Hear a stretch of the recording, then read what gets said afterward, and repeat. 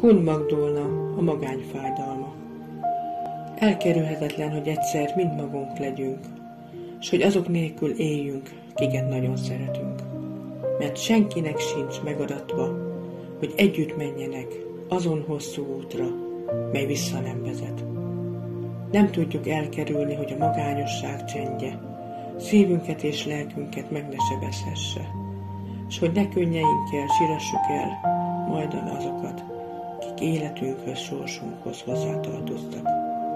Mi mind-mind tudjuk, mi keserves az egyedüliség, az a folytó szívfájdalom, miről beszélni nehéz, s az a mindennapos túlélő harc azon emberek felett, kik régen feladták már az életküzdelmet.